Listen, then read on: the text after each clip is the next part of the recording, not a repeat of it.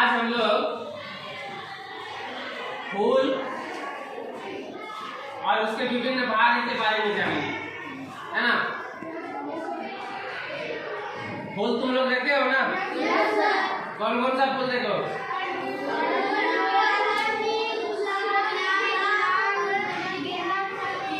ठीक है, चलो अब ये बताओ कि फूल के कितने भाग होते हैं?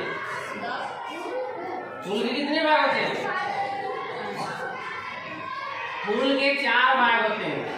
कोई भी फूल है उसके 4 भाग होते हैं। पहला भाग बाह्य दलपुंज कहलाता है, जिसको कि अंग्रेजी में सेपल बोलते हैं, है ना। और दूसरा दलपुंज, जिसे पेटल बोला जाता है। और तीसरा क्या है? पुंकेसर, जिसको कि एंड्रोसियम बोला जाता है। अंग्रेजी में क्या कहते हैं? एंड्रोसियम।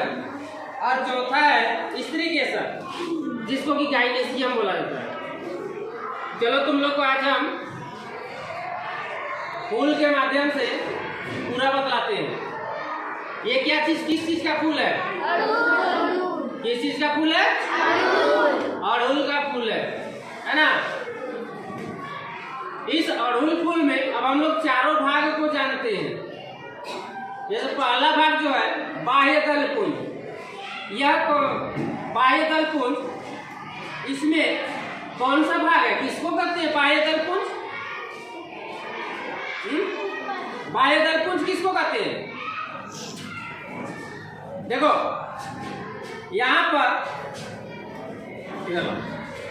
फूल के नीचे में ये हरा वाला भाग है, हरा वाला पत्ती है ना, जो कि इस फूल को कवर किए हुए है, फूल को पकड़े हुए है। तो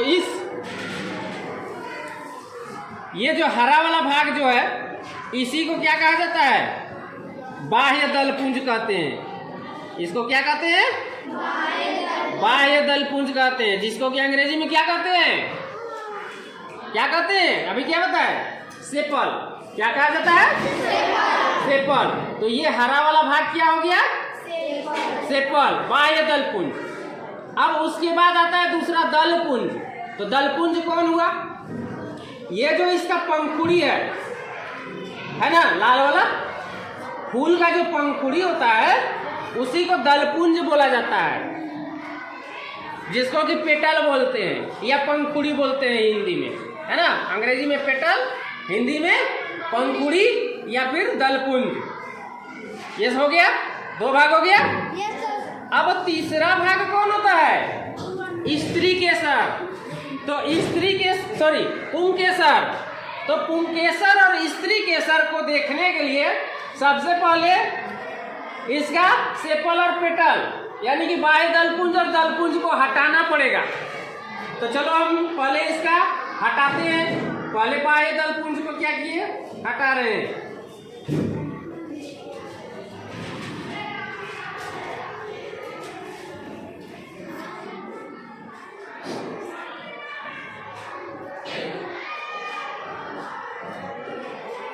और एक चीज बताते हैं इसमें, फूल में और एक खास चीज क्या होता है जानते हो? फूल का ये पंखुड़ियां जितनी होती हैं, यानी कि दलपुंज जितने होते हैं पेटल, उतने ही सेपल भी होंगे। अभी हटा दिए यहाँ, देखो कितने हैं, देखो हटाए, क्या को हटाए? 1 2 3 4 5 घड़ा है ना। उसी प्रकार यहाँ भी है, देखो 5 ही है, उसके नीचे में भी है 1 2 3 4 5। इसकी संख्या समान होती है। सेपल और पेटल की संख्या क्या होती है फूल में? समान होती है। कोई भी फूल में देख लेना। अब चलो ये तो हम पेटल को हटाए, सेपल को हटाए, अब चलो पेटल को हटा रहे हैं, यानी दलपुंज को एक एक करके इसको हम हटा दिए ना। अब क्या बचा? देखो ये एक लाल रंग का, एक पाइप बचा है। इसको क्या बोलते हैं? हैं? पराग नली है ये क्या है? फूल में पराग नली है। अब इसमें पराग कहाँ है? ये पराग नली और पराग ये सम्मिलित रूप से क्या कहलाता है? पुंकेसर कहलाता है ना।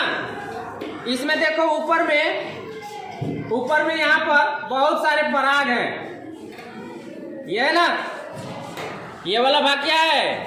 ये भाग और ये भाग। यहाँ पर देखो बहुत सारे छोटे छोटे तंतु की तरह निकले हुए हैं, है ना।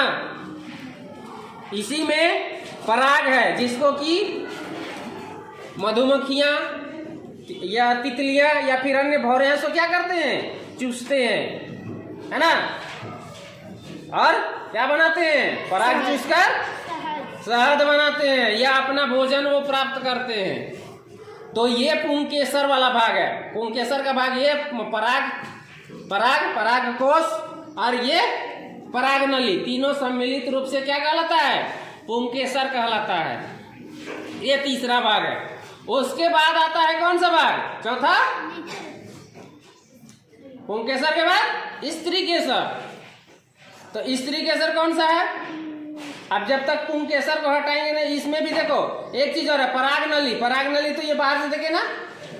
अब चलो इसका भी पोस्टमार्टम करते हैं। इसके अंदर है पराग नली, जिससे होते हुए पराग यहाँ नीचे अंडाशय है ना, जिसको कि स्त्री केसर बोलते हैं, वहां तक पहुंचता है।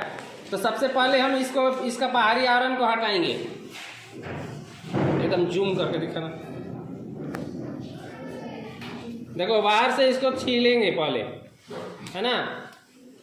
छीलेंगे तो ये अंदर वाला निकलेगा।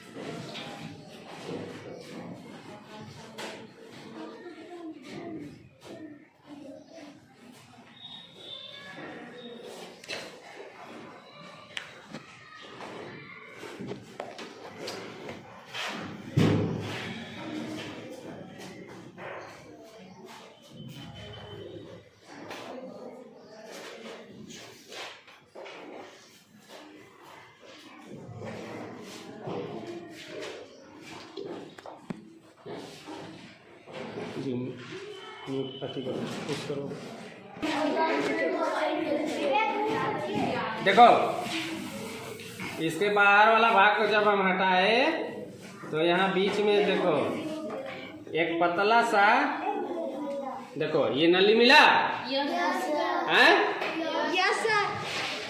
यही नली है पराग नली, जिससे होते हुए यहाँ का पराग इसी नली से होते हुए यहाँ नीचे यहाँ पर है अंडाशय, इस अंडाशय तक पहुंचता है और तब जाकर बीज बनता है ना। इसका बीज बनेगा। अब इसके बाद देखो नीचे जाते हैं अंडाशय की ओर, इसको भी फाड़ो। यहाँ देखो ये पराग नली निकल गया ना, ये पराग नली हो गया, ये पराग है ना। इससे होते हुए यहाँ से होते हुए यहाँ तक आएगा क्या? पराग। अब इसको भी हम हटाते हैं, इसको थोड़ा सा और हम छीलते हैं, इसका छिलका को हटाते हैं।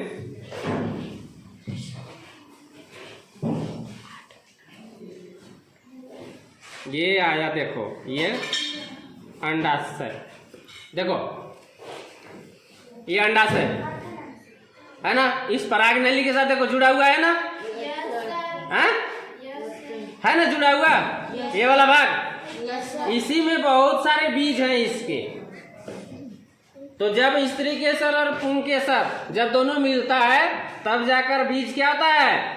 निर्माण होता है। और जब बीज परिपक्व हो जाता है तब जाकर उससे क्या होते हैं? बीजों से नए पौधों की उत्पत्ति होती है। चलो बीज को भी हम दिखाते हैं। देखो इसको भी अब फाड़ो, इस स्त्री केसर को भी फाड़ो।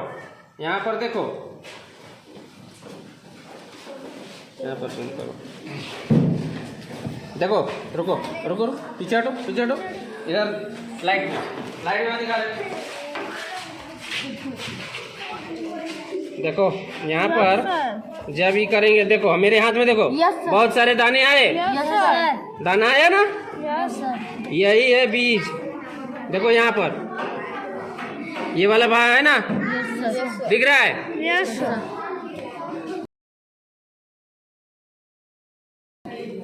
यहाँ देखो इसको,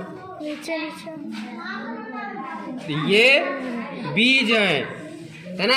इसी तरह बहुत सारे बीज हैं यहाँ पर।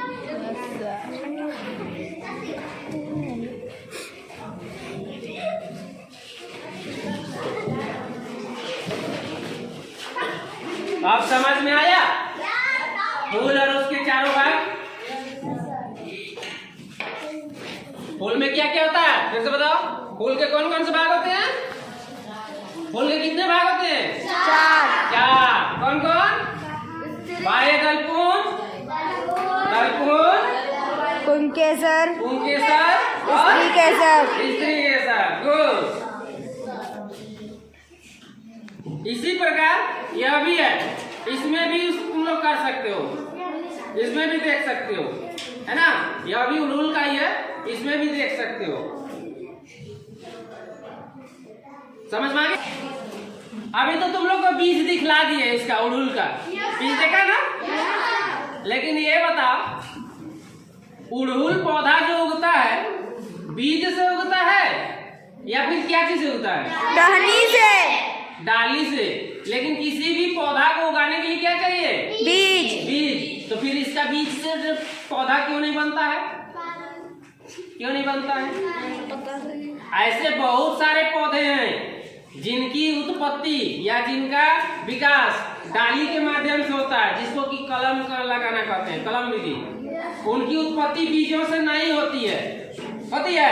No sir. गुलाब का फूल है, क्या गुलाब का बीज कभी देखा है? No sir.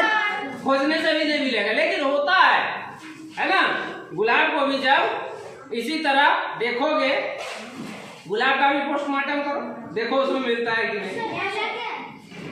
तो सवाल ये है कि आखिर इसके बीज से, उड़हुल के बीज से या गुलाब के बीज से उसके पौधे की उत्पत्ति क्यों नहीं संभव है? क्यों पता है?